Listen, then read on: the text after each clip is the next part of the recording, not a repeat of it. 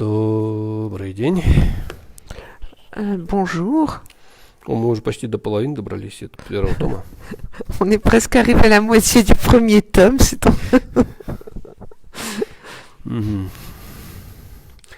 Там, кажется, еще пара историй оставалось, которые...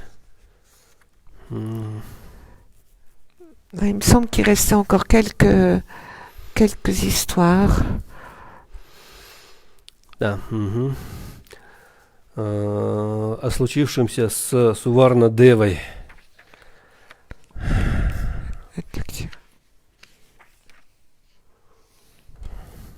C'est ce qui est arrivé avec Uvarnadeva. Не с Уварна Дева, а Суварна Дева. Avec Suvarnadeva. Суварна, значит, золотой. Suvarna, ça veut dire doré. А Дева, божество. C'est la déité dorée, Это имя Suvarnadeva. мальчик. C'était le nom d'un petit garçon. Ва. Это у нас какая получается? Как они здесь? Нет.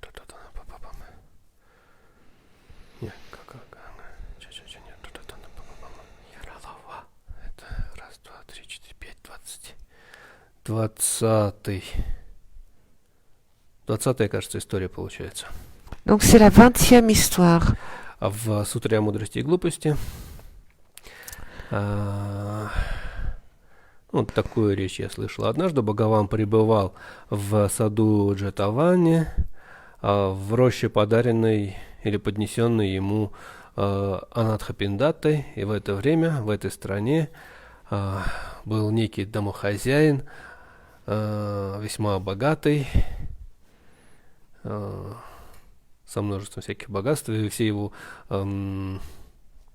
сокровищницы были полны всем, чем только можно. Тогда все имена я... Нет никаких имен. Да. Будущий Камунь находился... Это было в Шравасти. Ага. Город Шравасти. Рядом с городом Шравасти лес Джетавана. В этом лесу обитель, или роща, выкупленная домохозяином, купцом по имени Анатхапиндата. Это часто повторяется, мы уже много раз это говорили. Это обитель, в которой Будда провел наибольшее число летних затворов.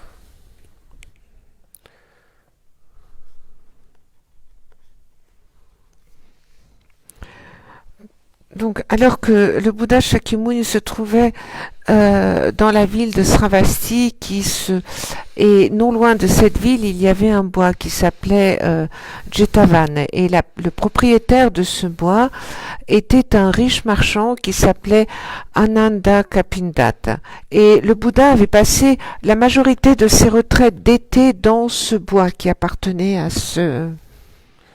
В городе, получается, в Шравасти в то время жил богатый домохозяин, у которого родился сын, мальчик, сын, и кожа его была золотистой. Поэтому, когда знаток, толкователь знаков, такая профессия тоже была. Сейчас, как его назвать, кто это сейчас? Ладно, неважно. Увидел этого мальчика, он назначил ему имя Золотое Божество, то есть Суварна Дева. Et donc, dans cette ville de Sravasti, il y avait un homme riche qui eut un fils et ce fils avait la peau dorée.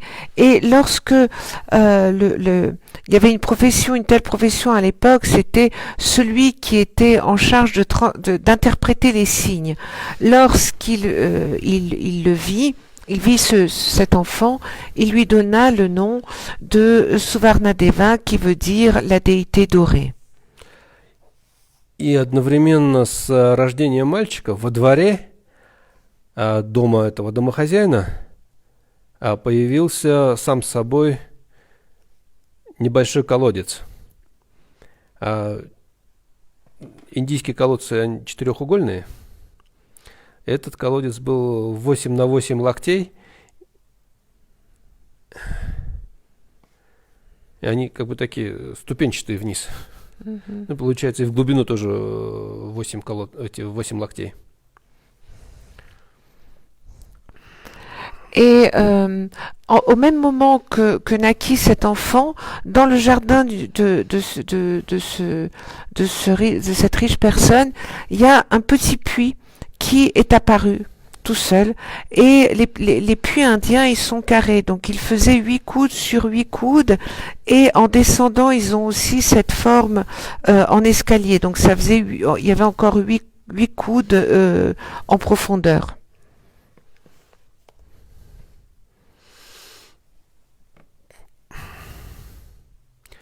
И любой человек, который попил бы воды из этого колодца, получал любую желанную им вещь. Одежда, пища, золото, драгоценности, питье и так далее. Золото, серебро, что тут еще перечисляют. Ну, в общем, всего, чего пожелают. Et toute personne qui buvait de cette eau, de ce puits, elle pouvait recevoir tout ce qu'elle voulait. Ça pouvait être des vêtements, ça pouvait être de l'or, de l'argent, des joyaux, de la nourriture, des boissons, enfin, tout ce qu'elle avait envie, elle le recevait. Мальчик стал подрастать, потихоньку рос, обучался всему, чему только можно было, всему очень хорошо выучился, стал как бы образованным молодым человеком. И родители стали задумываться над тем, чтобы найти ему невесту. Ну и опять же, невеста должна соответствовать, то есть она должна быть тоже золотистого цвета, у нее кожа должна быть, она должна быть хорошая, красивая, и с достоинствами не уступать жениху. Стали искать такую девушку. Et ce garçon grandit, il fut très bien éduqué et donc les parents commencèrent à se dire qu'il fallait lui trouver une fiancée. Mais bien évidemment, il fallait qu'elle soit du même niveau que ce jeune garçon, c'est-à-dire qu'il fallait également qu'elle ait la peau dorée, qu'elle soit belle, qu'elle soit intelligente, enfin qu'elle ait toutes les qualités qui correspondent aux qualités du jeune garçon. И, как ни странно, в другой стране, которая называлась Чампа, нашли такую девушку. Ее, кстати, звали Суварна Прабхи, то есть золотистое сияние. Прабхи. Угу. Кожа у этой девушки тоже была золотистой, она была очень блестящая, кожа ее была ровная, кости были тонкие. И также, когда она родилась, во дворе их дома появился колодец 8 на 8 локтей, из которого также все желающие могли получить необходимое. Et donc, dans un pays voisin qui s'appelait Champa, on trouva une telle jeune fille qui s'appelait Suvarna Prabhi, Suvarna Prabhi qui signifie rayon d'or. Et elle avait aussi une peau dorée qui brillait, sa peau était lisse, elle avait une ossature très fine, enfin toutes les qualités qui correspondantes. Et au moment de sa naissance, dans le jardin de sa maison, il y avait aussi un puits de 8 coudes sur 8 coudes qui était apparu et dont, si quelqu'un buvait de l'eau de ce puits, de la même façon, tous ses vœux s'exauçaient. И как только, ну это, видимо, свахи или еще кто-то там вот эти вести передали юноши и девушки, как только они услышали друг о друге, у них тут же заочно пробудились чувства взаимные. Et donc les entremetteuses, certainement, qui, quand elles avaient trouvé les personnes, dès qu'elles informèrent les deux jeunes gens de l'existence de l'autre, tout de suite, le jeune homme et la jeune fille se sentirent pleins de sentiments à l'égard de l'autre. И на свадебное торжество, которое решили провести в городе Шаравасти, доставили девушку, привезли девушку. А Суварнадева, жених, настоял на том, чтобы на пир пригласили Будду, а также монахов из его общины. Et donc, la cérémonie de mariage se tint à Sravasti et on amena la jeune fille et Suvarnadev lui insista pour que le Bouddha et sa communauté de moines assistèrent également au mariage. И после угощения Будда дал очень пространные, подробные разъяснения дхармы молодоженам и их родителям. И выслушав все это, они как бы испытали, ну, как бы, понимание того, что они выслушали, создало такой эффект, что очистились загрязнения, накопленные за... Сейчас посчитаю. Так, это 10, 20, 200... Ну да, 20 десятков, это 200 тысяч кальп.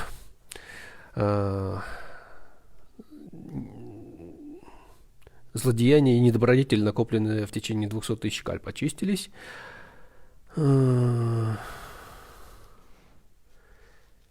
И умы их, избавившись от пылающего жара недобродетели, стали спокойны, и они обрели плод вхождения в поток. Это как бы первая стадия вступления на путь к освобождению.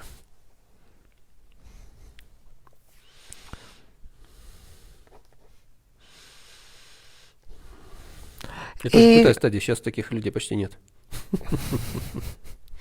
Люди просто думают, что это, первое, это же начало, фу. Таких сейчас нет. Почти. Donc après, à la fin du repas, le Bouddha Shakyamuni donna une explication, un enseignement sur le Dharma, et après avoir entendu cet enseignement, tous les jeunes mariés et leurs parents furent transportés par cet enseignement et cela nettoya toutes les impuretés qu'ils ont pu accumuler pendant 200 000 kalpas.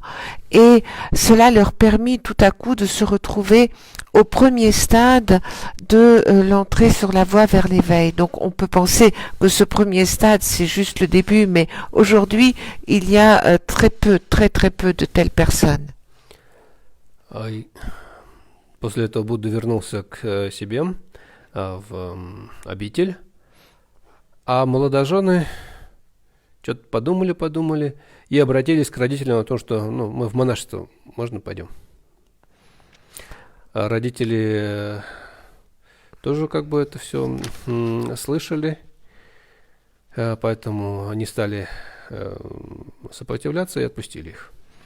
Et donc, après, le Bouddha Shakyamuni rentra dans son lieu de retraite et les jeunes mariés décidèrent de devenir moines, de prendre les ordres, et donc ils s'adressèrent à leurs parents, et comme leurs parents avaient également entendu tout cet enseignement, eh bien, ils ont été d'accord. Вот они пришли к Будде, склонили голову к его ногам и попросили разрешения вступить в его общину.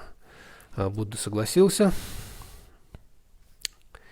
и они обрили волосы, надели шафрановые одежды, и Суварнадева вступил в монашескую общину, а над Суварнапрабхи взяла как бы шефство это Пражняпати. Это тетушка, получается. Или даже кормилица, кажется, это Будды. Сиддхарты. И через довольно короткий срок оба обрели результат архатства, стали архатами. Обрели 6 ясновидений, 8 освобождений, ну, в общем, всеми достоинствами, какими нужно было, исполнились.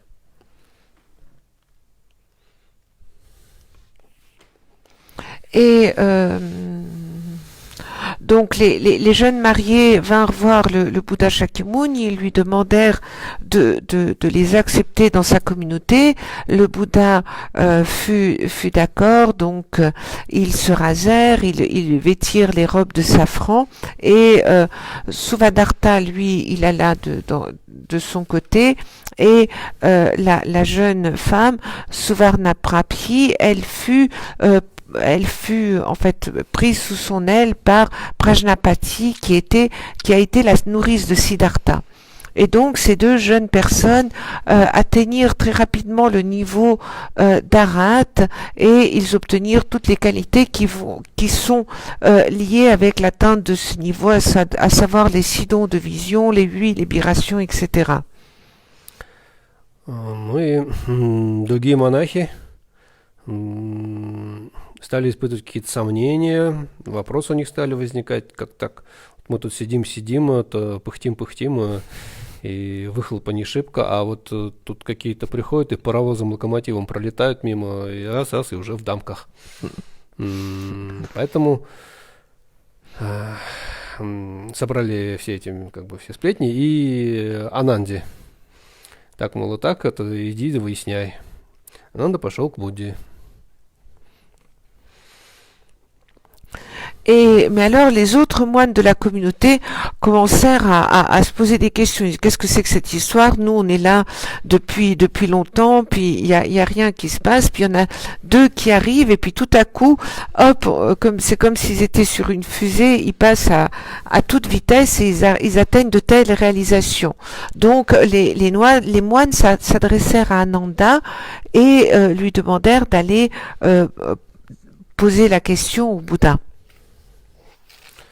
Ну и Ананда обратился к Будде. Так, мол, и так, Бхагаван. Общество тут вопросами пылает. Как так происходит, что какие заслуги, какие дела в прошлом накопили Суварнадева и Суварнапрабхи, что сначала, как только они родились, у них были вот эти колодцы какие-то, все у них было, всего у них было в достатке. А в конце вот они вообще вот прям в шоколаде таком оказались, архатами стали. Et donc Ananda alla voir le Bouddha Shakyamuni et lui dit, voilà, la communauté a des questions, elle aimerait bien comprendre qu'est-ce qui se passe, comment se fait-il, quels sont donc les mérites qu'ils ont accumulés pour être nés, et qu'au moment de leur naissance, il y ait ce puits magique qui soit arrivé, et puis que tout se soit aussi bien passé dans leur vie et puis qu'aujourd'hui ils soient arrivés si facilement où ils aient atteint le niveau d'Arat.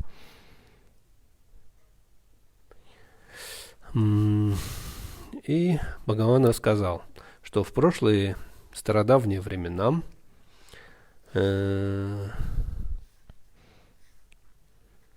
91 кальпу назад, ну, кажется, не. Сангенаси Дзудур там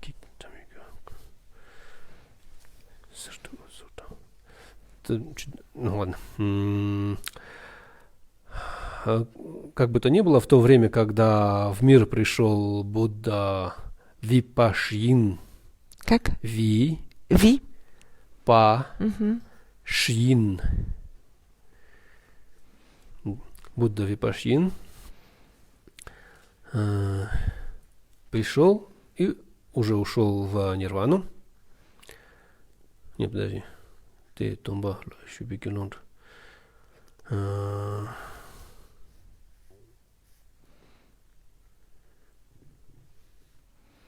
Нет, это он еще не ушел в нирвану. Хотя, странно. Ну ладно, как бы то ни было, монахи, пребывавшие в его учении, странствовали по городам и весям и помогали существам.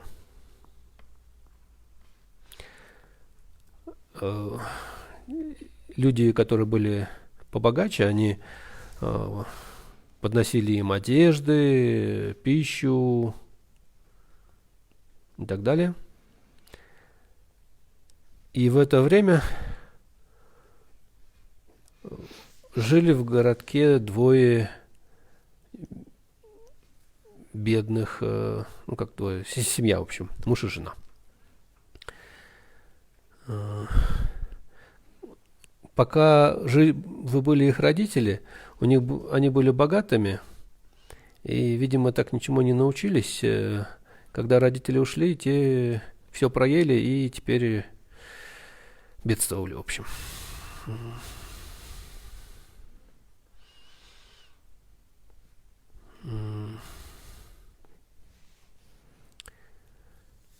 И так как им нечего было поднести монахам, они как бы прятались от них.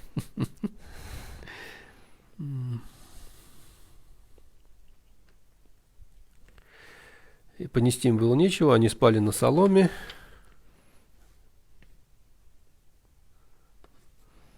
Ну ладно. В общем, Et donc, такая семья была. Donc c'était et le Bouddha prit la parole, il dit c'était il y a à peu près 91 kalpas en arrière à l'époque à l'époque du Bouddha Vipashin, et à ce moment-là il était pas encore entré dans le nirvana, mais il était avec ses moines, et ses disciples, les moines, allaient de ville en ville et ils aidaient les êtres qu'ils rencontraient. Et donc, bien évidemment, les plus riches leur donnaient comme offrande des vêtements, de la nourriture. Et pendant ce temps-là, dans une des villes vivait un homme et une femme extrêmement pauvres. En fait, tant que leurs parents étaient en vie, ils étaient riches. Puis après, ils avaient dilapidé toute cette fortune et étaient devenus très pauvres. Et donc, ils se cachaient parce qu'ils n'avaient rien à offrir aux moines. Ils dormaient sur la paille et ils n'avaient aucune possession. Вот, видимо, муж где-то ходил, узнал новость, что в их деревню пришли вот эти монахи, что все собираются делать им подношения. Он пришел домой и сидел, в общем, грустил. Жена рядом сидела, он сидел, думал об этом, переживал, и у него из глаз вытекла слезинка, упала получается, на плечо жены. Жена так говорит: ты чего старый-то? Чего переживаешь? Вот так, вот это пришли монахи, а нам им поднести нечего. Чего же мы такие-то? Когда у нас были деньги, вот пока мы были богатыми, тогда монахи не приходили, а вот теперь, вот, когда монахи пришли, нам им поднести-то нечего. Вот я и переживаю, мол.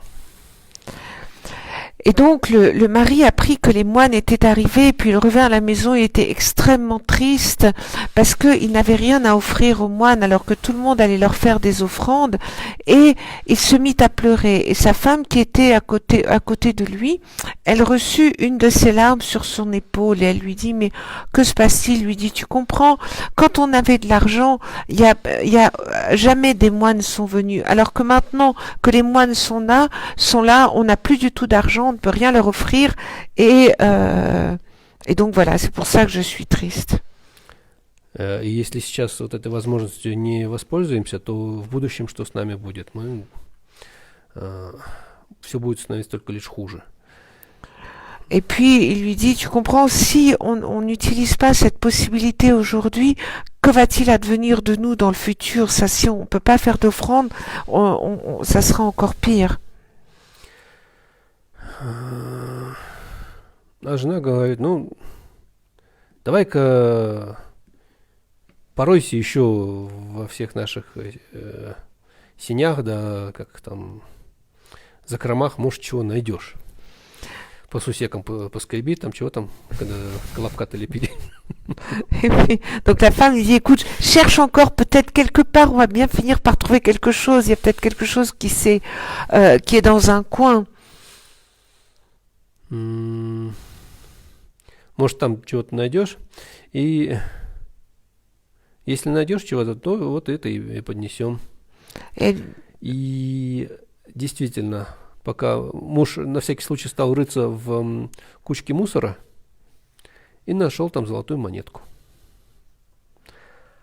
А у жены было ее вот это единственное зеркальце.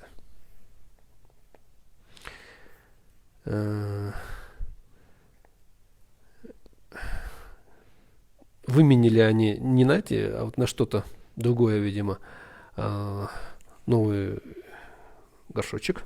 Mm-hmm. Наполнили его водой чистенькой, положили внутрь туда эту монетку, а сверху накрыли зеркальцем.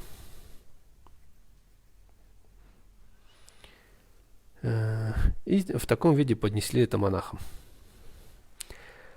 И монахи приняли это, стали использовать эту воду. Кувшинчик, видимо, большой был, потому что кто-то из них пил эту воду, кто-то помыл руки, кто-то чаши помыл после того, как покушали. И как бы, как называется, супруги, видя все это, что их дар как бы используется, были очень довольны и verнулись домой. Et donc, il commença à chercher, puis finalement, il trouva dans un coin, dans une espèce de tas, une pièce d'or. Et sa femme, elle trouva un miroir qui lui restait, le seul miroir. Donc, ils trouvèrent un pot, ils mirent de l'eau dans le pot, et ils y mirent cette pièce, et puis par-dessus, ils mirent le miroir, et ils donnèrent ça en offrande aux moines. Les moines acceptèrent, et évidemment, apparemment, il y avait pas mal d'eau dans ce pot, puisque on dit qu'ils ont pu y boire, ils ont pu s'y laver les mains et après utiliser encore de l'eau pour faire la vaisselle. Et donc le mari et la femme, très très contents d'avoir pu faire cette offrande, rentrèrent à la maison. Если бы это была не буддийская сказка, история, она, наверное, закончилась бы тем, что и жили они долго и счастливо. Alors, si c'était pas une histoire bouddhiste, ça se terminerait là, certainement, en disant qu'ils vécurent très heureux pendant longtemps. Да, как это буддийская история, то они заболели и умерли.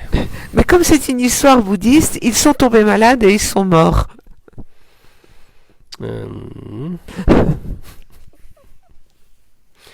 Умерли и возродились в мире 33 небожителей.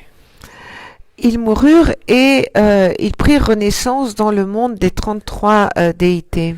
И вот Ананда, говорит Бхагаван, в то время нищие, вот эти бедные супруги того времени, это вот эти нынешние супруги. И вот в силу того, что они поднесли горшок наполненный водой, и как бы как золотой монеткой внутри, накрытый зеркальцем.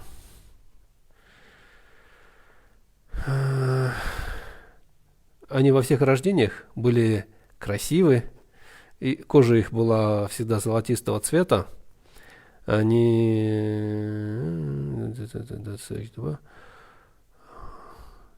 и всегда были богатыми. И вот так они прожили это 91 кальпу. И в настоящее время, так как они сделали подношение во время свадьбы, свадебного пиршества, сделали подношение с чистым сердцем,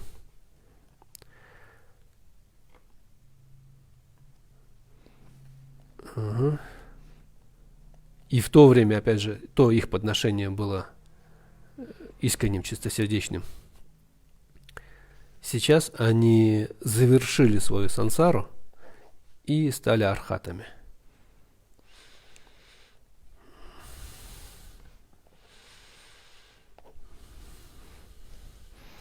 Et donc, comme Ananda dit, voilà, ces mariés, c'est ces mariés pauvres qui, parce qu'ils ont fait cette offrande du miroir et de la pièce d'or dans un pot rempli d'eau, avec une grande sincérité, ils ont toujours connu des renaissances, ils ont toujours été beaux, ils ont toujours eu la peau dorée, ils étaient riches, et ainsi ils ont vécu pendant 91 kalpas.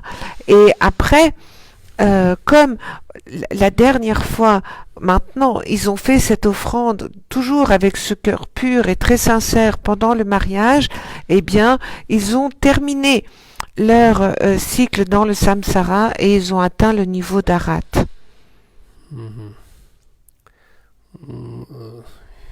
И следующая история это про Суварнавасту.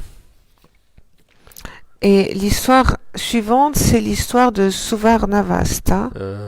Суварнавасту его имя. Суварнавасту. Suvarnavastu?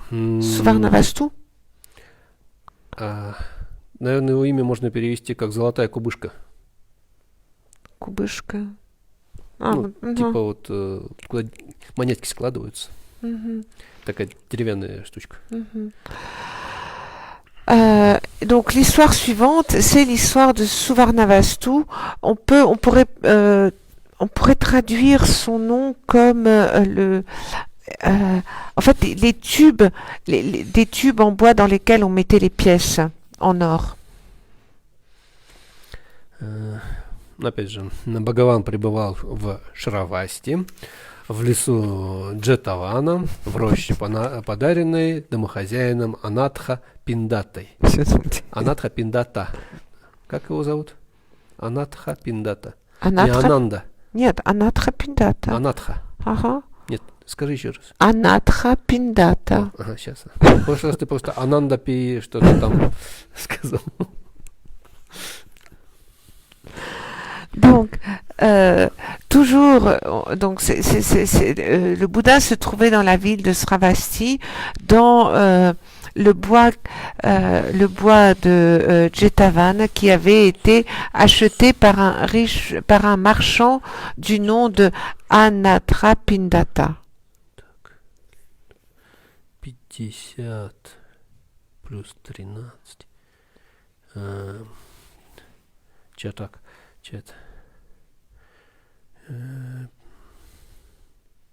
63 сотни монахов, что ли? Это у нас чего получается? Нет, половина. Ох, ну, в общем, много монахов было тут. Половина, сотка и 13... Ладно. И, в общем, в то время в одной семье родился мальчик, которого прозвали Суварнавасту. Donc, dans une famille non loin de là, naquit un petit garçon qui s'appelait, qu'on appela Suvarnavastu. Он, опять же, был очень красивый, хороший, добрый, и не было никого равного ему во всем мире. И в силу прежней его кармы при рождении руки его были сжаты в кулачки.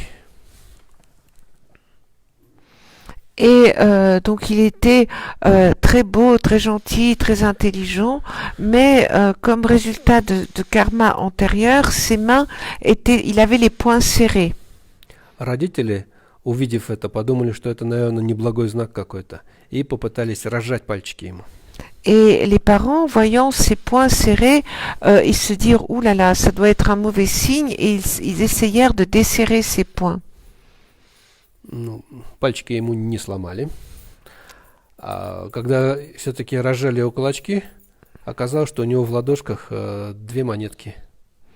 Et donc ils ne lui cassèrent pas les doigts, et quand ils arrivent à lui desserrer les poings, ils virent que dans chacune de ses mains il y avait une pièce en or. Монетки, ну, родители у ребенка в руках монетки, видишь, что они делают? Они их сразу забирают. Забрали монетки, а у него тут же новые появились. Они и эти забрали, у него новые появились. Так они заполнили все свои кладовые и, видимо, успокоились на какое-то время. Et en fait, donc qu'est-ce que font les parents quand ils voient des pièces d'or dans la main de leur enfant? Ils les prennent. Et à peine ils avaient pris ces pièces d'or, qu'il y en avait d'autres, une autre est apparue. Et ils continuèrent comme ça, ils arrivent à y remplir à peu près toute leur maison, et après ils se calmèrent. Когда ребенок чуть-чуть подрос, ну, он был подростком уже, он обратился к родителям с просьбой о том, чтобы они отпустили его в монашество. Ну, видимо, так получилось, что он же им будущее обеспечил, и его сразу же отпустили. И когда мальчик, мальчик пришел к Будде. Et donc, le garçon grandit, lorsqu'il devint adolescent, il demanda à ses parents de devenir moine. Et les parents, c'est bien, leur futur était assuré, donc ils dirent pas de problème, tu peux devenir moine. Мальчик пришел к Будде, склонился перед ним в поклоне.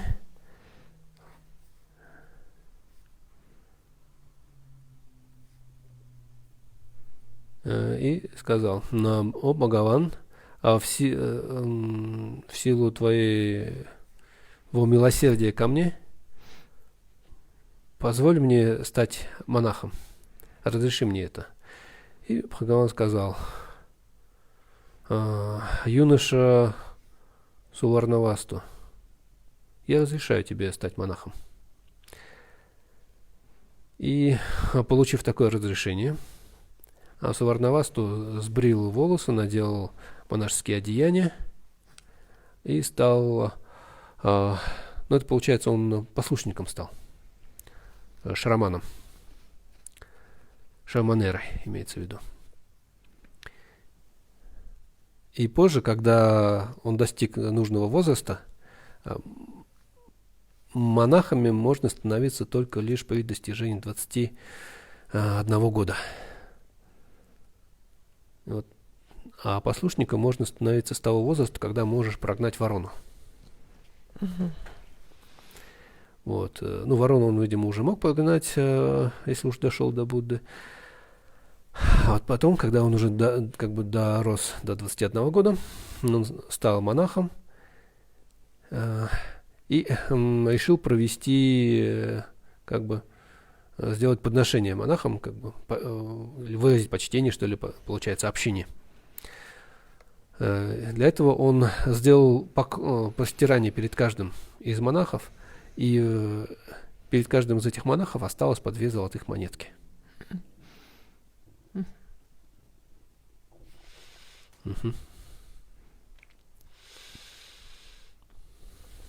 Как вы сказали, послушник? Шраманера. Шраман. Брахман, шраман, такое слово слышал. Не шарман. Шраманера, да? Шраманера. Donc, le jeune homme alla voir le Bouddha, il s'inclina devant lui, il lui dit Bhagavan, dans ta grande miséricorde, permets-moi de devenir moine. Et le Bhagavan répondit Suvarnastu, oui tu peux, Suvarnavastu, oui tu peux devenir moine.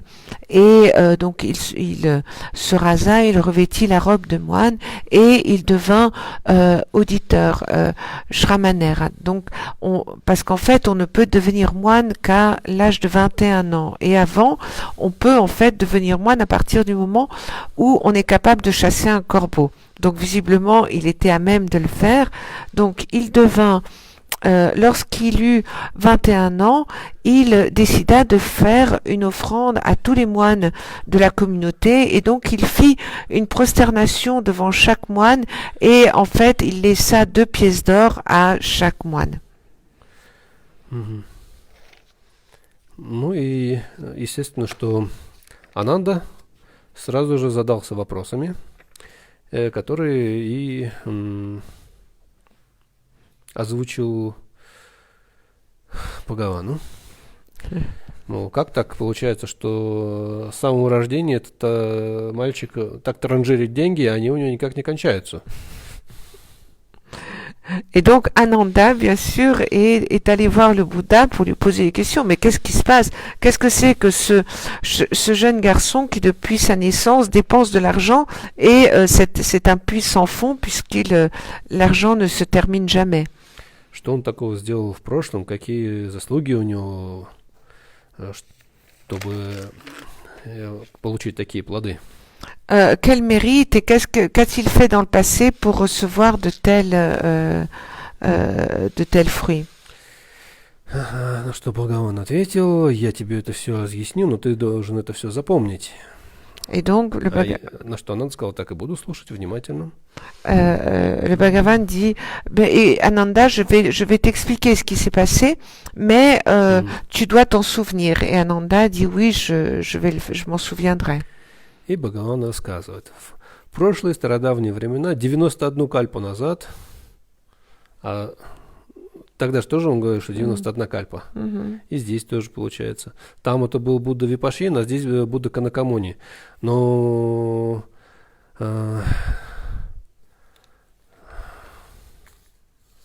Будда Випашьин у нас... Если мы говорим о 7 Буддах, то есть если мы говорим, что наш Будда Шакьямуни 7,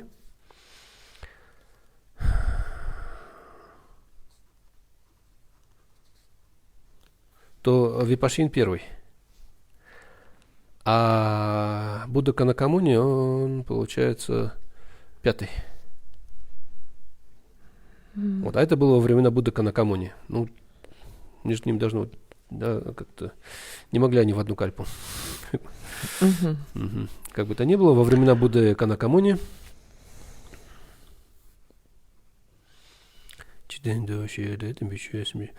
так, и с помощью превосходной дхармы он воплощал чаяния существ бесчисленных,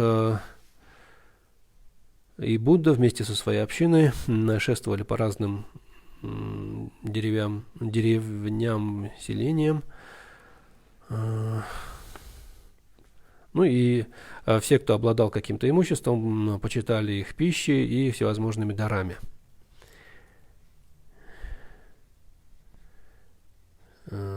Почитали Будду и шествовавших за ним монахов. Ну и опять же, в это время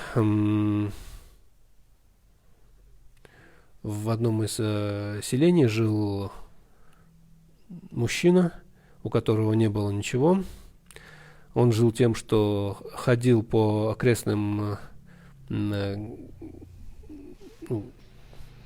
в общем, выходил за город там и по горам, по лесам собирал хворост, продавал его, этим и жил.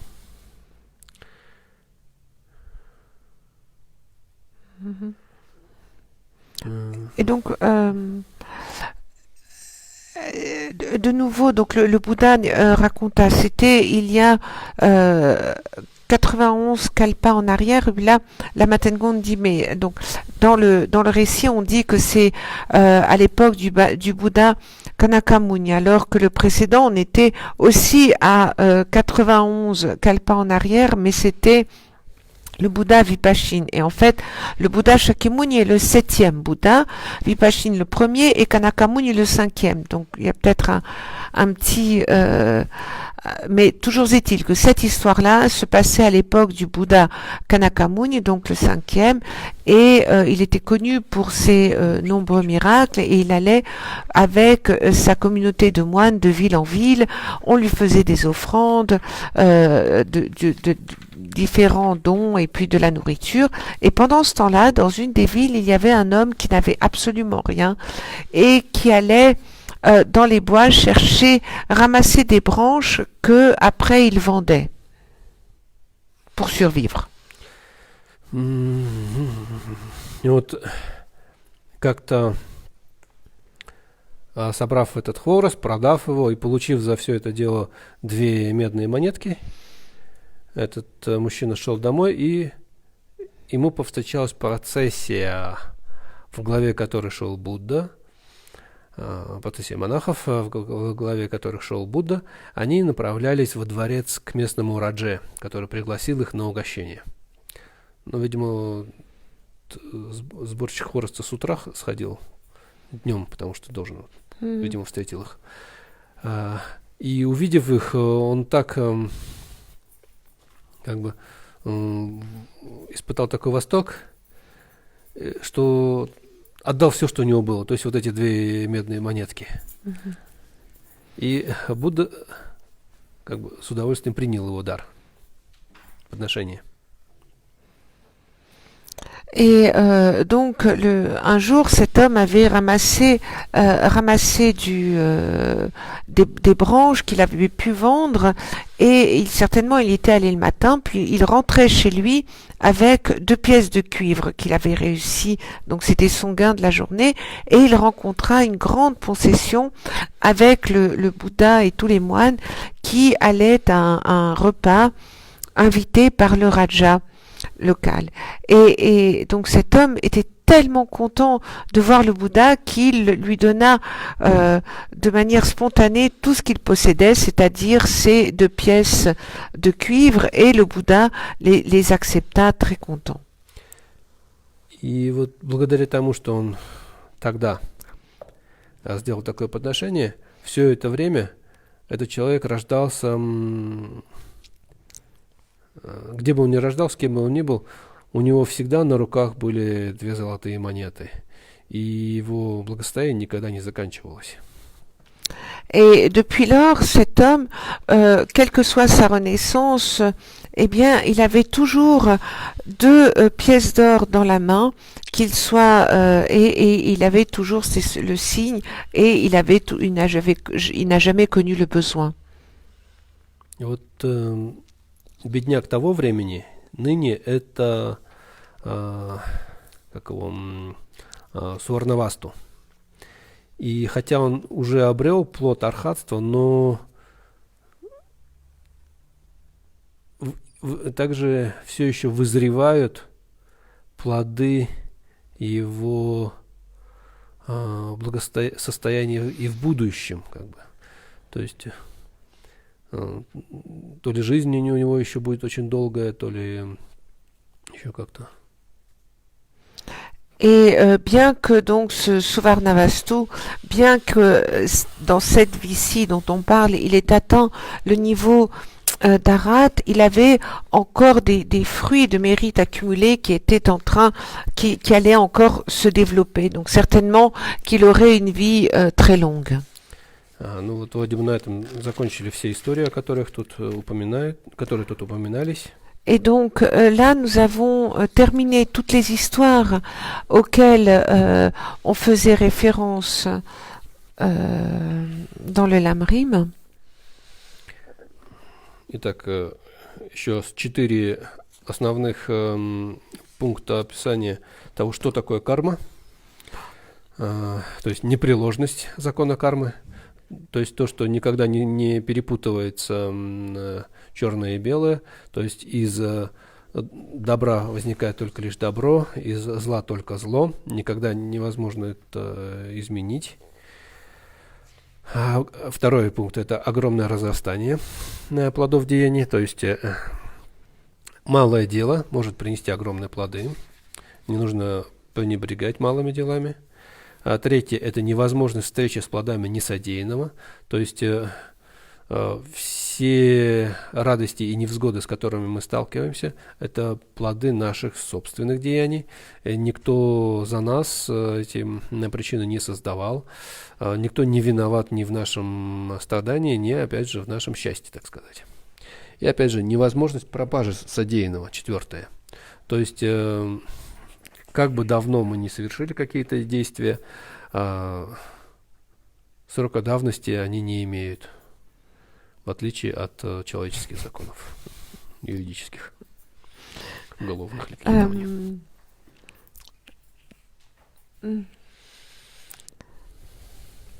Подожди, как это? Prescription.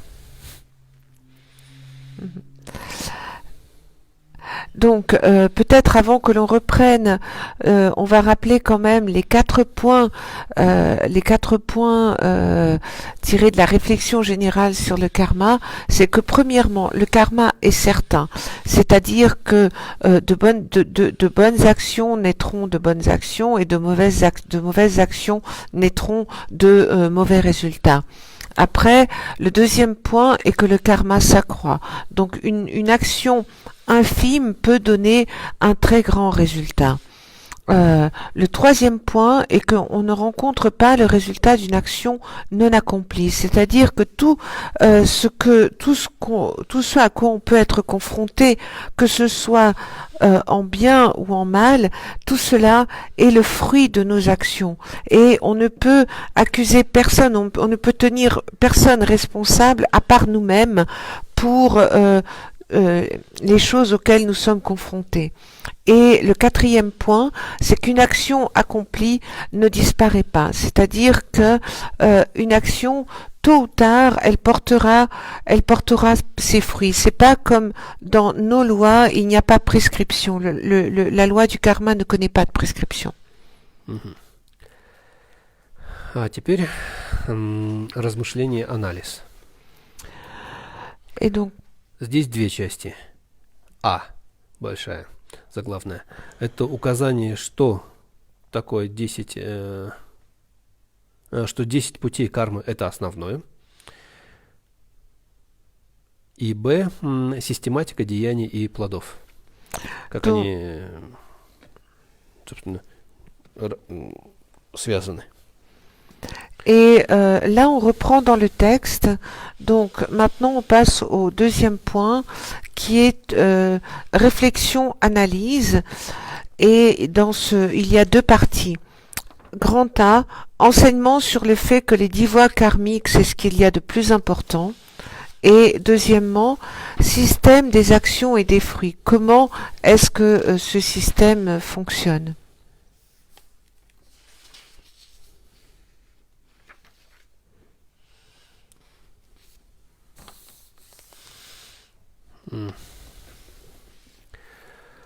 Итак,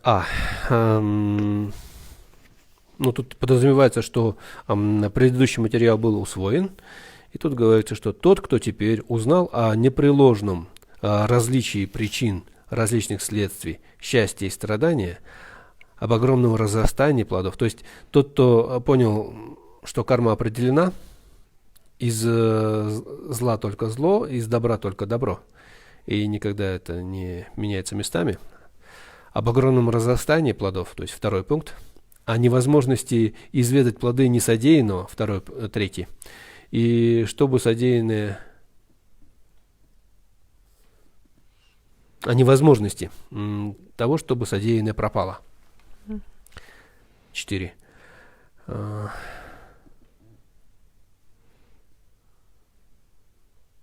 И в каком же законе о деяниях и плодах он должен сначала увериться, чтобы руководствоваться в поведении правильным выбором?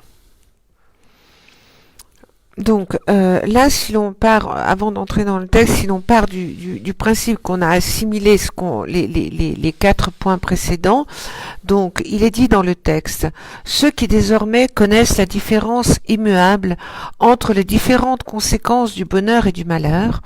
Donc c'était le premier point, le bonheur et la souffrance sont invariablement les résultats du karma vertueux et non vertueux, c'est-à-dire que le karma est certain. Savent que les actions minimes peuvent avoir des conséquences gigantesques, c'était le deuxième point, que le karma s'accroît, qu'il est impossible de recueillir les fruits d'une action non accomplie, ce qui était le troisième point, et quelle action entreprendre pour faire disparaître les conséquences des actions commises, c'était le quatrième. Donc, quelles lois de cause à effet doivent-ils tout d'abord connaître avec certitude afin de pouvoir s'y référer dans leur conduite et faire les bons choix?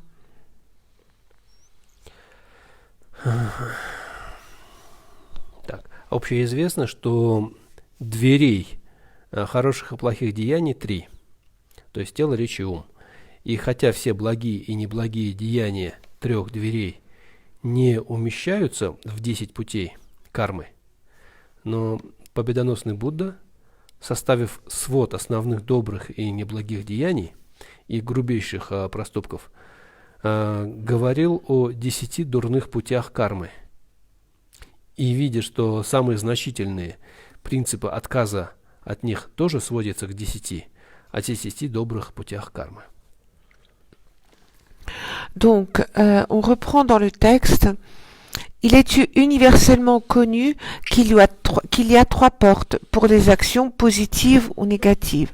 Les 3 portes étant le corps, la parole et l'esprit. Et bien que toutes les actions positives et négatives ne puissent se réduire aux 10 voies karmiques, le Bouddha victorieux, après avoir rassemblé les actions positives et négatives capitales, a enseigné les 10 voies karmiques non vertueuses. Et voyant que les raisons principales d'éviter d'accomplir ces actions négatives sont également au nombre de 10, il professa également les 10 voies karmiques positives. И в сокровищнице, то есть в Абхидharma Коше, в Субантху сказано, опять же имеется в виду, что хотя добродетельных и недобродетельных поступков, действий, которые можно назвать кармой, гораздо больше, их много, но Будда говорил о 10 путях кармы в связи с благими и неблагими деяниями, составив свод основных из них.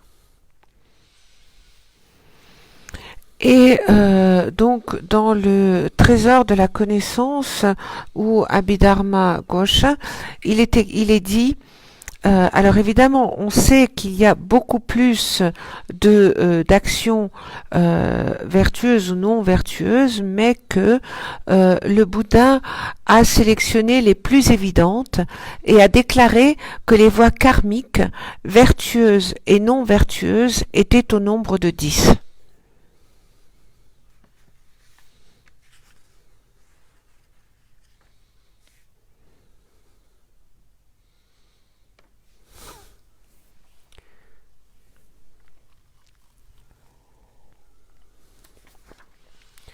И в разъяснении Винаи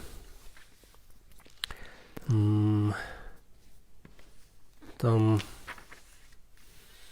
была ситуация, что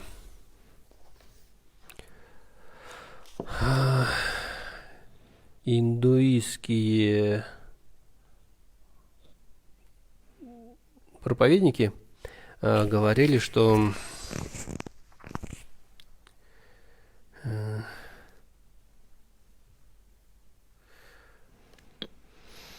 монахи и шраваки Гаутамы любят или привязаны к клешам и постоянно совершают злодеяния. И в силу этого они не усердствуют в добродетели.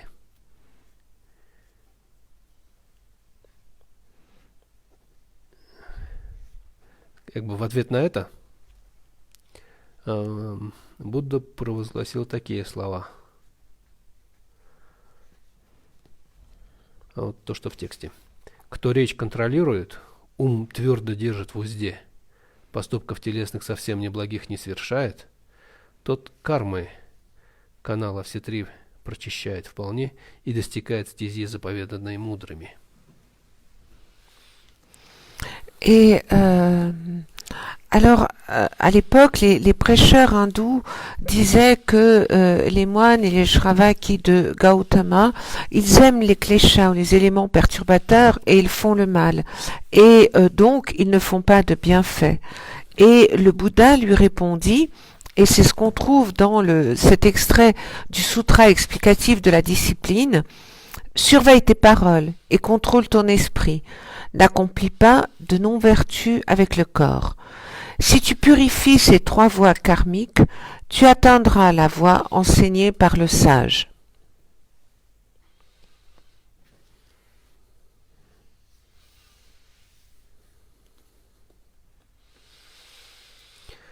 Так, распознав 10 дурных путей кармы с их плодами, подавляем даже помыслы о них и обращаемся к 10 благим путям кармы, полностью затворяющим 3 двери для дурного.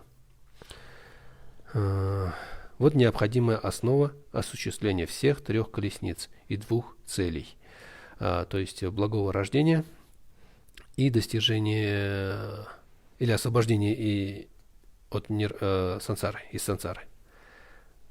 Достижение благого рождения и освобождение из сансары. Поэтому победитель всячески хвалил ее.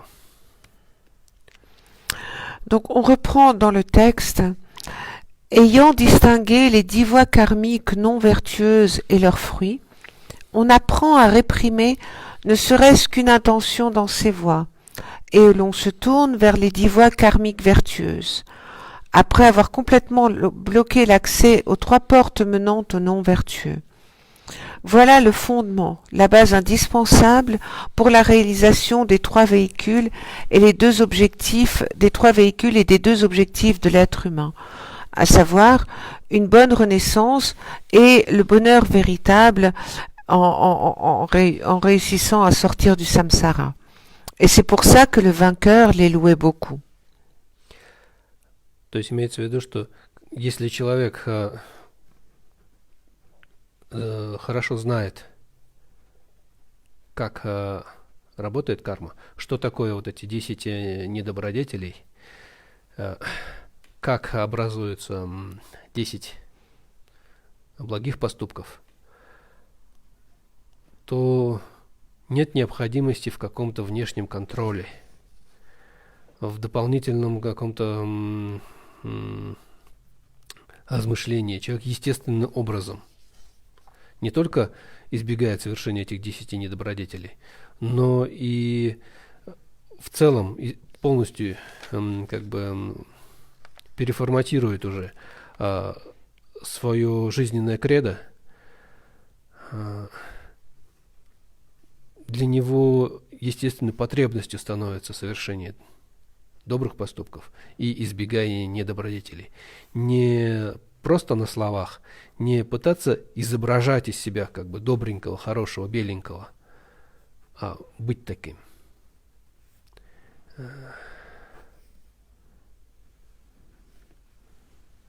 И также это знание кармы становится базой, на основе которой вырастают все остальные практики, обретаются все остальные результаты, что это благое рождение, временный результат, что это полное освобождение из сансары, конечный результат.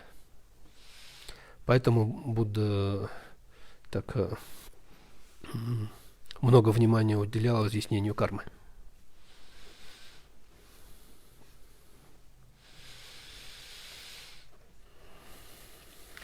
Et En fait, si on connaît bien, si on comprend bien, si on connaît bien la situation, comment fonctionne la loi du karma, et à savoir quelles sont les 10 actions les non vertueuses et les 10 actions vertueuses, à ce moment-là, on n'a pas besoin d'un contrôle extérieur, parce que ça va se faire automatiquement. On aura une espèce de, si l'on peut dire, de reformatage de notre personne, et ça deviendra en fait une façon de mener notre vie qui sera complètement automatique. On fera des bonnes actions, des karmas vertueux, et on évitera des karmas non vertueux. Et on n'a pas besoin d'avoir, ça sera pas quelque chose qui se fera de l'extérieur, qui sera vu de l'extérieur. En fait, on deviendra véritablement comme cela. Et c'est cette connaissance de la loi du karma qui est vraiment la base et qui nous permet d'avancer plus tard dans les pratiques et qui nous permettra d'obtenir les résultats suivants, à savoir d'un côté en premier lieu de bonne renaissance et dans un deuxième temps réussir à se libérer du samsara qui est le résultat final. Et c'est pour cela que le Bouddha a accordé tellement d'importance à l'explication de la loi du karma. В вопросах о Сагарамате сказано: 10 благих качеств – основа всего благополучия богов и людей, основа пробуждения Шравак и Пратикабут, основа высшего, истинно совершенного пробуждения. Какова же эта основа? Это 10 благодеяний. Et on reprend dans le texte, dans la question des rois des Nagas de l'océan, il est dit: ce qu'on appelle éléments vertueux sont la racine essentielle de toutes les perfections, des dévins ou des humains. Ils sont la racine essentielle de l'éveil des Shravaka et des Pratika Bouddha. Ils sont la racine essentielle de l'éveil insurpassable, parfaitement accompli. Quelles sont ces racines essentielles? Ce sont les 10 actions vertueuses. Мгм.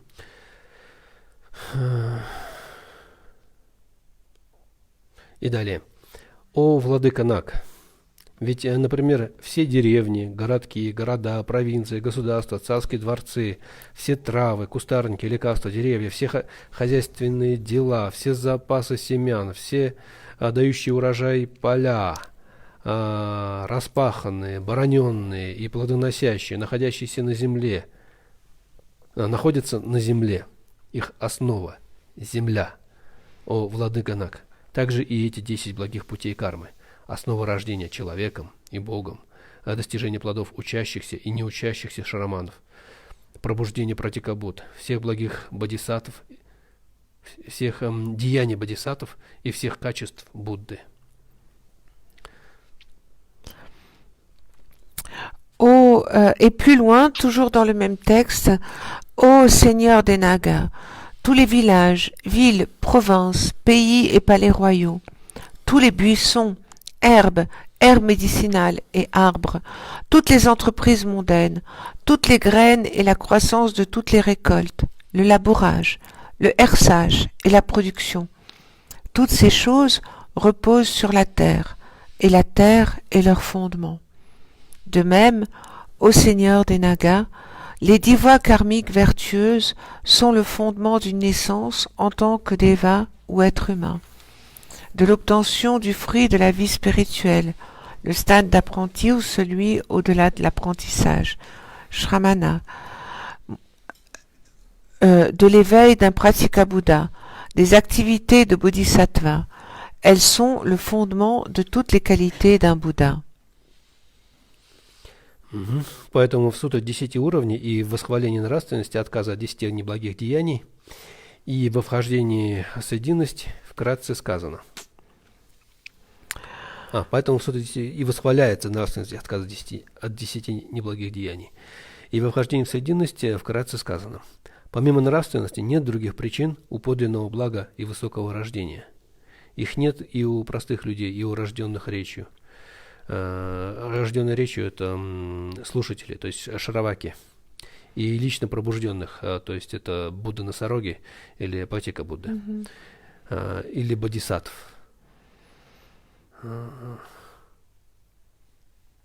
Ну да. Et toujours dans le texte, c'est pour cela que dans le Sutra d'Éditer, on fait l'éloge de la justesse ou de l'éthique de la pratique de l'élimination des dits non-vertus. Et dans l'entrée dans la voie médiane, il est dit, pour les êtres ordinaires, pour les Shravakas nés de la parole du Bouddha, pour les Pratika Bouddha qui à coup sûr deviendront des êtres autoréalisés, pour les fils de Bouddha, la cause de l'état excellent et des renaissances supérieures n'est autre que la conduite éthique.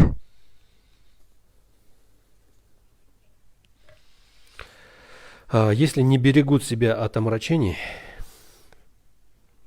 некоторые товарищи, постоянно стараясь соблюдать хотя бы некоторые правила нравственности, вновь и вновь зарекаясь приступить даже каждое отдельное ее предписание, то есть не делают этого всего, но при этом говорят «я махаинист», это большая низость. Et on continue dans le texte, si l'on ne se protège pas des obscurcissements, en essayant de respecter ne serait-ce que certaines règles de conduite éthique, en promettant constamment de ne pas passer outre, ne serait-ce d'une règle individuelle, mais que l'on dise en même temps « je suis sur la voie du Mahayana », c'est une attitude vile et basse, dit Tsongkhapa. И, как сказано в сутре Кшитигарбхи, идя этими 10 благими путями, становятся Буддами. А кто никогда в жизни не держался и одного благого пути кармы, но говорит «я махаинист», «я стремлюсь к высшему истинно совершенному пробуждению», большой лицемер, великий лжец, он перед всеми победоносными Буддами обманывает мир, излагая нигилистические взгляды. То есть взгляды, которые не соответствуют закону кармы. Умирает он подавленный страданием и идет в обратное падение. Там, кажется, вверх ногами, что ли, имеется в виду. Где-то сукчапани.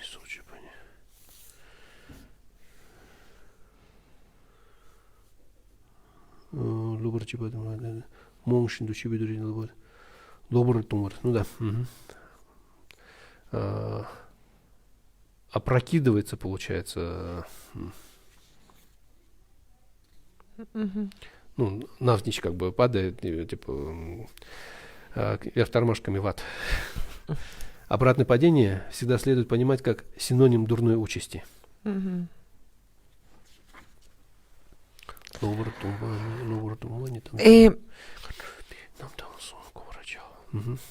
Et toujours dans le texte, ainsi qu'il est dit dans le sutra de Kshitigarbha, par l'observance des 10 voies vertueuses, vous deviendrez un Bouddha. Cependant, la personne qui durant toute sa vie n'arrive pas même à respecter une seule voie karmique vertueuse, mais fait de grandes déclarations comme « Je suis un pratiquant du Mahayana, je cherche l'éveil insurpassable parfaitement accompli », cette personne est un complet hypocrite, un grand menteur. Sous les yeux même de tous les saints Bouddhas, il trompe son monde. Son attitude est totalement incorrecte puisqu'il adopte des vues nihilistes et il ne reconnaît pas la loi du karma. Et cette personne se dirige vers sa mort dans un état de stupidité et va tomber à la renverse. À la renverse ou chute inverse, comme il est dit dans le texte, doit toujours être compris comme un synonyme de destinée infortunée. Итак, Б. Наконец, систематика деяний и плодов. Здесь 3 темы. Первое – это дурные деяния и плоды. Второе – благие деяния и плоды. И третье – разъяснение других подразделений кармы. Et le B. C'est le système des actions, maintenant le grand B, système des actions et fruits. Et il y a 3 thèmes, les actions non vertueuses, le karma, et leurs résultats, les fruits, le karma vertueux et ses résultats, explication d'autres classifications du karma. Ага. В целом 10 деяний это 3-4-3. То есть телом, речью и умом. Телом 3, речью 4 и умом опять же 3. Et ces 10 actions non vertueuses, elles sont au nombre de 10, c'est 3, 4 et 3, 3 avec le corps, 4 avec la parole et 3 avec l'esprit. Из 3 действий тела. Первое это можно перевести как убийство, дословно это прерывание жизни. Donc la première action non vertueuse du corps, on peut la traduire comme le fait de tuer, mais plus précisément le fait d'arrêter la vie. Второе действие можно перевести как присвоение чужого, а можно перевести как взятие неотданного. Le deuxième, c'est prendre ce qui ne nous appartient pas ou prendre ce qui ne nous a pas été donné. А третье или распутство, или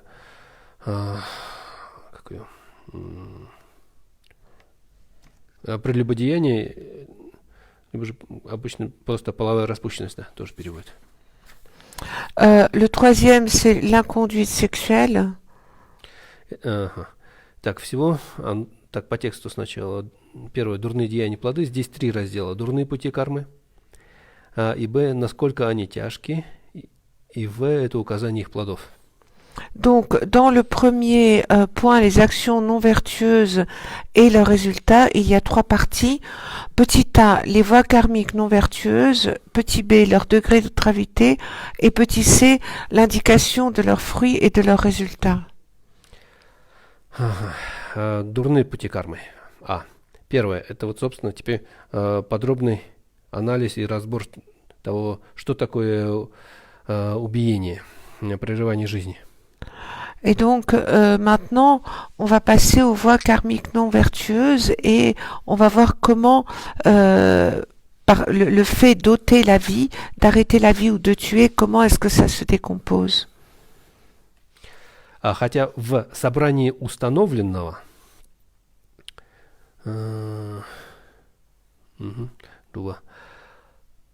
говорится о 5 составляющих, то есть в акте кармы или в кармическом акте 5 составляющих.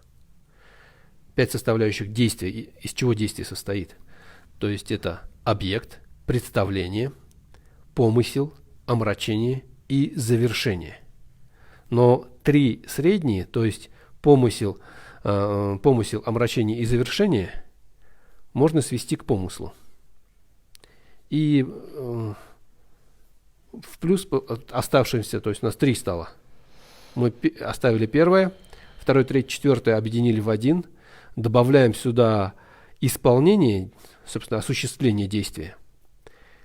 И у нас еще это завершение было. Вот у нас получилось 4 составных.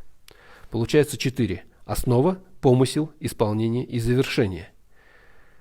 Такое описание удобно для понимания и не противоречит замыслу Татхагаты. Donc, on reprend dans le texte, bien que dans le compendium des déterminations, on parle de 5 facteurs, à savoir la base ou l'objet, l'identification le deuxième, l'état d'esprit le troisième, la perturbation mentale et le parachèvement de l'action. Les 3 intermédiaires, l'identification, l'état d'esprit et la perturbation mentale, peuvent être rassemblés en une seule catégorie pensée et on peut rajouter l'action elle-même ou l'accomplissement de l'action. Cela nous donnera 4 catégories. Donc la base ou l'objet, la pensée, l'action elle-même, le parachèvement de l'action. Et une telle description est aisée à comprendre et ne contredit pas le dessein du Tathagata. Итак, объект убиения, или в данном случае можно сказать жертва. Что это такое?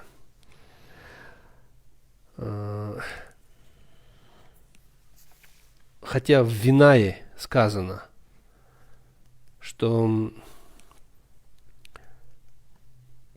то есть там имеется в виду именно то убийство, которое не в целом убийство, а именно убийство, из-за которого разрушаются монашеские обеты. В этом описании сказано: человек или становящийся человеком, имеющий отдельный от собственного поток ума. То есть имеется в виду, что не сам себя убиваешь, а чтобы это был другой человек, либо же имеется в виду, опять же, зародыш или плод в утробе матери.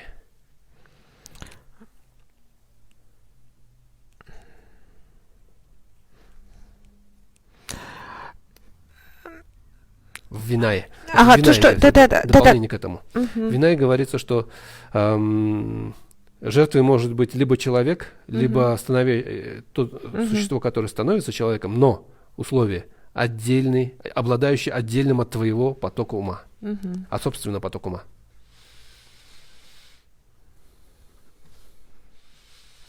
Et dans le Vinaya, il est dit que le fait de ôter la vie de quelqu'un ou de tuer la vie de quelqu'un, ça signifie que c'est d'un être qui aura un flux de conscience qui sera différent du tien, donc la victime, et donc c'est soit une autre personne ou soit c'est un embryon.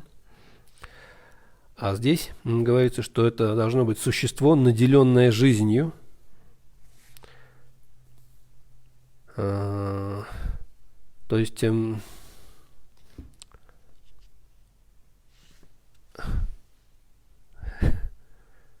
тут написано живое существо, но это слово живое существо, оно слишком расплывчатое. Это существо, которое наделено жизнью. То есть, получается, умершего уже не убьешь. А существо, которое находится в состоянии Бордо, например, исключается. Итак, существо, наделенное жизнью именно. Однако, имея в виду, что если убьешь самого себя, то проступок будет исполнен, но не завершен. Асанга в уровнях йогической практики сказал, точнее, другое существо, наделенное жизнью.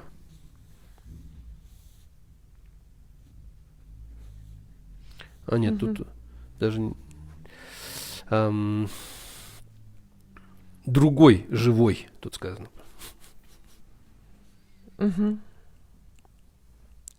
Другое живое существо. Другой живой.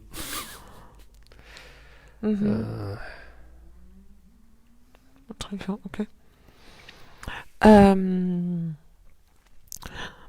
Donc, ainsi, la base ou l'objet de tuer, c'est un autre être vivant, c'est-à-dire un autre être qui, pour être plus précis, qui détient la vie. Et cependant, il faut avoir à l'esprit que si tu te tues toi-même, alors la faute ou l'action négative sera commise mais ne sera pas achevée. Et Asanga l'a précisé dans les terres des pratiquants du yoga, un autre vivant. То есть, получается, убить стол невозможно. Убить машину невозможно. Ну и так далее. Donc, компьютерного персонажа убить невозможно. Какой? Компьютерного персонажа. Donc en fait, il est impossible de tuer une table, une voiture ou un personnage d'ordinateur. Tout ça, c'est impossible. Это насчет того, каким может быть объект убийства, какой может быть жертва убийства.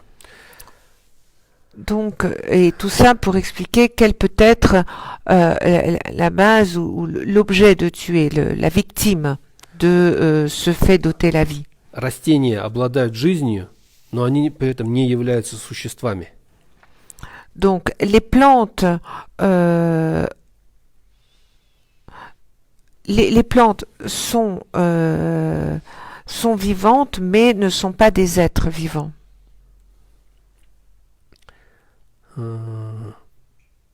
Помысел, то есть это жертва или объект. Второе – это помысел. Помысел тройственный, то есть вот те три, которые вначале были из 5, они здесь разворачиваются обратно. Тройственен. Первое – это представление.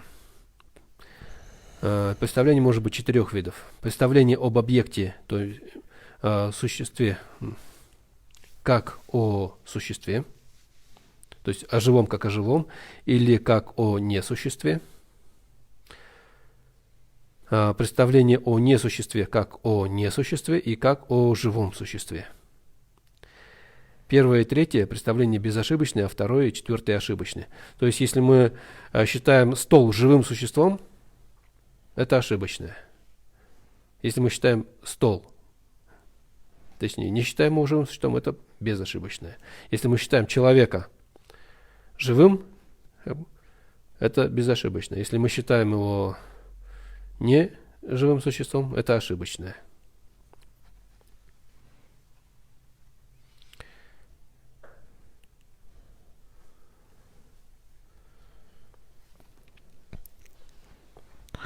Donc, maintenant, on arrive au deuxième groupe qui est la pensée et qui regroupe 3 aspects.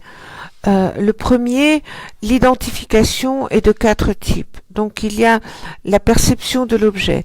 Un être vivant perçu comme un être vivant perçu comme un être non vivant, un être vivant perçu comme un être vivant, un être non vivant perçu comme un autre être non vivant. Par exemple, si l'on perçoit une table comme étant non vivante, c'est erroné. Si l'on perçoit une personne, un être comme non vivant, là ce sera également erroné.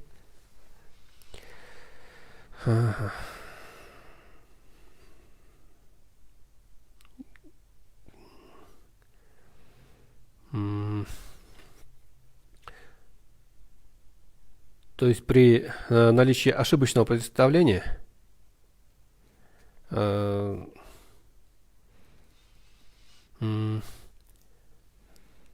кармический акт не совсем полностью сложится. И опять же, если есть представление о неживом как о неживом, опять же, убийства не будет. То есть полностью оформленный кармический акт может быть только лишь в том случае, когда о живом существе есть представление как о живом существе. Все остальное, кармический акт как бы будет не полным. Во всех остальных случаях. Donc, l'action karmique accomplie, de ces 4 perceptions, les premières et troisièmes sont justes, les deuxièmes, quatrièmes sont erronées. Et donc, l'action karmique sera accomplie que dans le cas où un être vivant sera perçu comme un être vivant.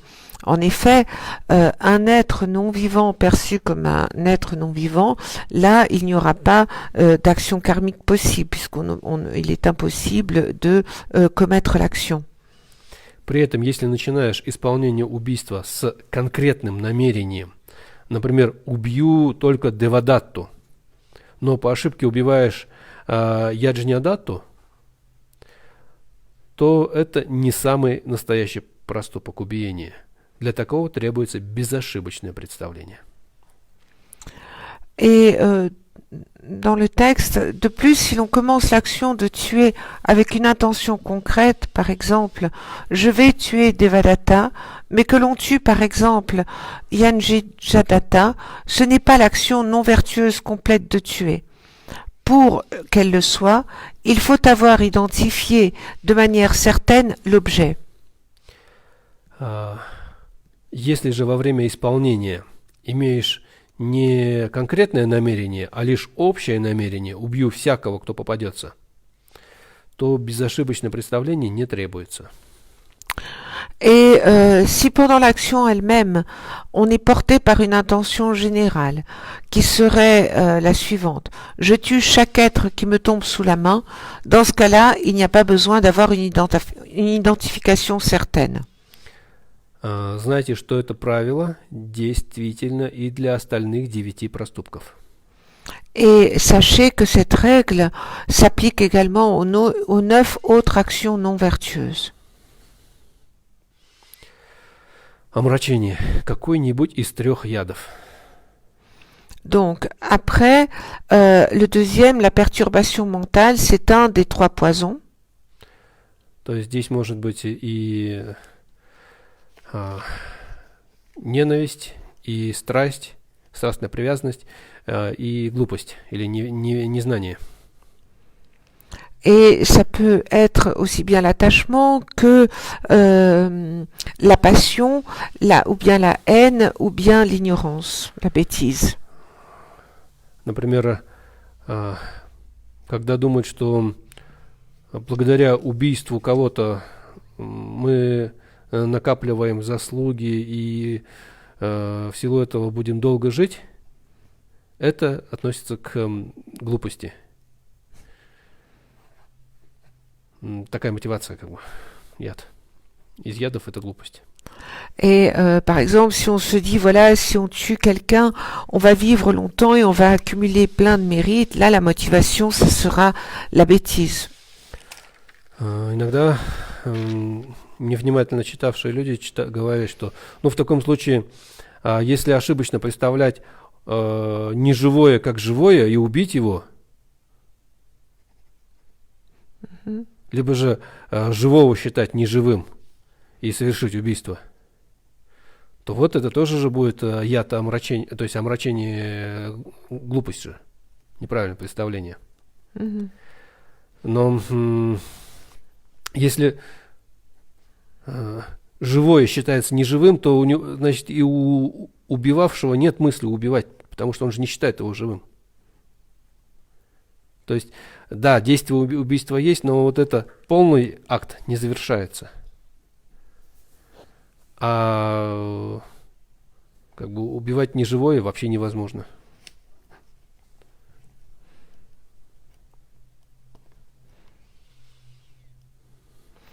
Et parfois, les gens disent, voilà, mais si on prend quelque chose de non vivant pour vivant et qu'on le tue, ou bien que quelque chose de vivant, on le prenne pour le non vivant et qu'on le tue, là, ça peut être la perturbation mentale de la bêtise. Mais ce qu'il faut avoir à l'esprit, c'est que si on prend un être vivant comme étant non vivant, on ne peut pas imaginer le tuer puisqu'il est non vivant.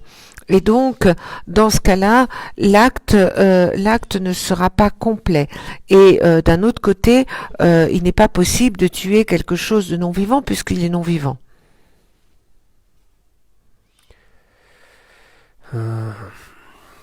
И третье внутри помысла – это намерение, то есть желание убить. Et après, le troisième, c'est la motivation, c'est l'intention qui motive l'action, c'est-à-dire l'envie de tuer. То есть желание убить либо из ненависти, либо из, наоборот, любви, либо же из глупости. Et ici, de nouveau, l'envie de tuer par haine, par amour ou par ignorance. То есть у нас объект, помысел. Третье – это у нас исполнение. В исполнении исполнитель и средство исполнения. Исполнитель, здесь нет разницы, совершил ли убийство сам или побудил других совершить его, или соучаствовал в нем. Donc, nous avons eu tout d'abord l'objet, la base, après nous avons eu la pensée, maintenant nous avons l'action elle-même. Dans l'action elle-même, nous avons premièrement l'exécutant et les moyens utilisés. L'exécutant, c'est celui qui réalise l'action. Il n'y a aucune différence que ce soit la personne qui tue elle-même ou qu'elle incite d'autres à le faire ou qu'elle prenne partiellement part à l'action.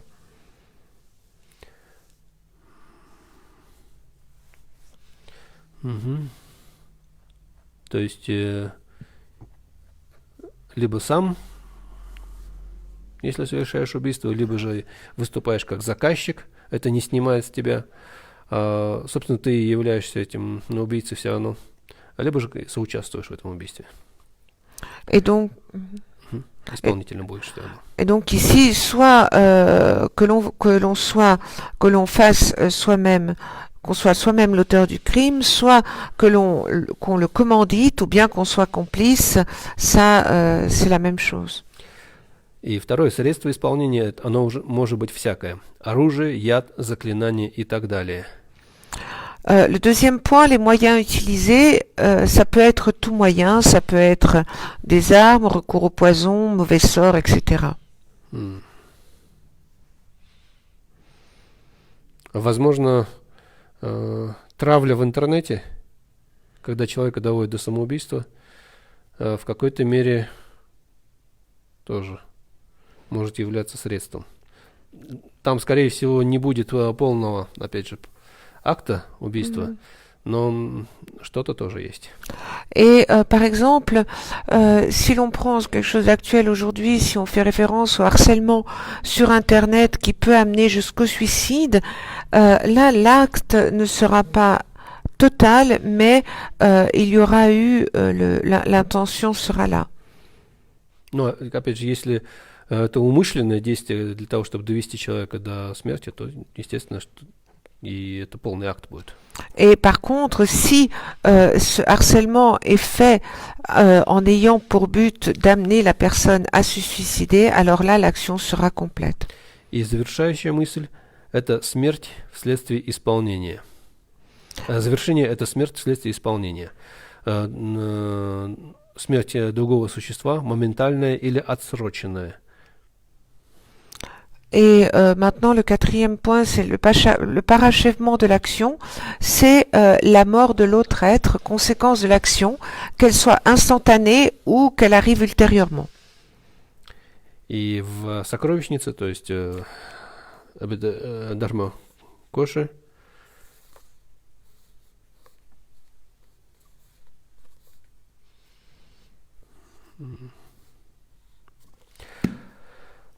сказано, если убийца умирает раньше или одновременно с жертвой, подлинного убиения нет. То есть акт не завершен, поскольку зародилось другое тело. Et то есть действие нужно довести до конца, находясь в одном теле.